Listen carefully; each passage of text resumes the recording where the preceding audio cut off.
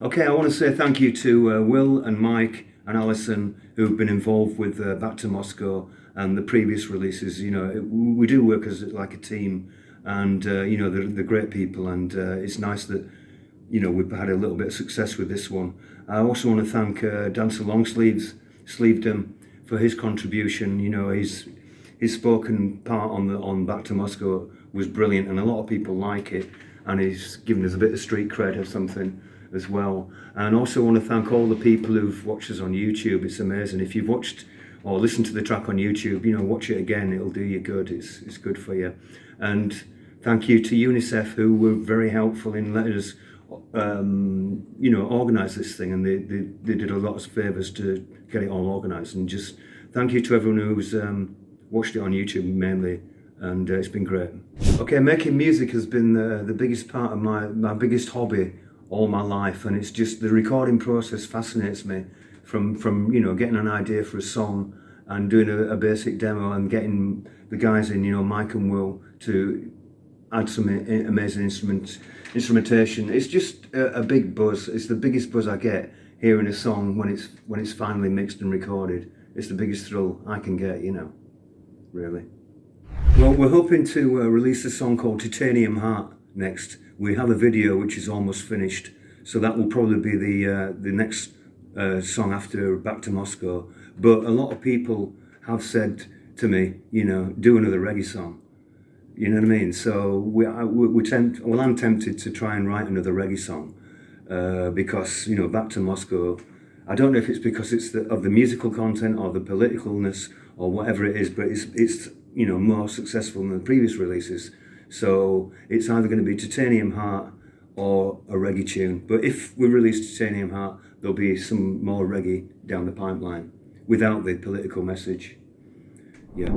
Okay, well, Back to Moscow, as we said previously in the interview, is a charity single, and the idea was to find a charity who were helping the Ukrainian people, and contacted UNICEF because they are helping to rehouse homeless Ukrainian children at the moment, which is the most perfect cause for this.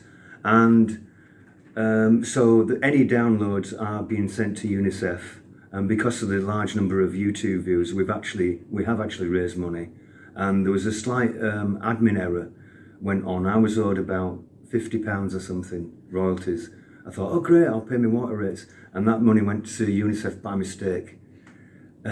And I didn't want to ring UNICEF up and say, oh, we sent you some money, can you get it back please for my water rates? But I'd let that go. So we have already sent some money to UNICEF, and because of the successfulness of the single, we are raising money, and that will be going through as soon as when it's due. Well, Back to Moscow, the actual recording process of this one was very quick. We'd normally spend a lot longer on it, on a song. But because we wanted to bring it out as quickly as possible, we only took like 2 or 3 sessions. There was a 4th session, which was the final mix. The first session we just did the drum tracks, so we did it really in like 3 sessions, and it was very quick. How did I write the song? I used Google quite a bit on this one because I heard like that Mr. Putin was threatening Norway. And I thought, is Norway the land of the rising sun? I wasn't sure. So I Googled it, and it said, yeah, Norway is the land of the rising sun. And as soon as I realised that, I thought, I can get a song out of this quite easily. So I used Google for that, and also a lot of the information, the facts that Dancer Longsleeves was coming out with. Like 7 million Ukrainians are homeless. He's spending $15.5 million an hour on war. That's all from Google. So I got a lot of the information from Google.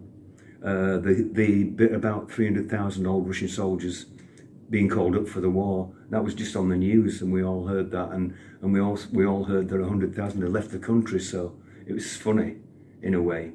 That bit is funny. If I'd been one of those old Russian soldiers, I'd have left the country as well, if I could, you know what I mean? So writing the song, I actually used Google quite a bit just to check the facts on this one. Yeah, well, Mike and Will are very pleased with the way things have turned out. The last time we met, we were doing the interview, and we were going on about, if we can get it together, we'll do this charity single called Back to Moscow, if we're going to call it that, because it was very new. It was just, we just started working on the song, and it's gone exceedingly well. and we're just really pleased. And Will was very pleased to be, the producer of something that's been quite successful. And Alison, how's Alison been? How would you say you've been, Alison, in the last few months? I've been good. I've been really, really busy, and we finished doing the filming for the Titanium Heart, and I think that's probably going to be ready to release quite soon. So that was fun to do, and we managed to get a really good day for filming. And busy, and looking forward to seeing what the future brings for the band. And you've got a new hat, haven't you? I've got my new hat. Can the viewers see your I've got fantastic this hat? especially for my trip to London. Yeah, look at that. Excellent. Must say the YouTube viewers have been treating us exceedingly well over the last 2 or 3 weeks. We've gone into the Premier League in terms of views. Yeah, we're kind of like a Brentford, I would say, or a Fulham. We're not Man City or Liverpool, but we're Brentford, and we're surprising a lot of people. So things are going really well as regards Back to Moscow and the YouTube views. But we still got our homes run like 7 million Ukrainians. Putin, be the bigger man and take your chance.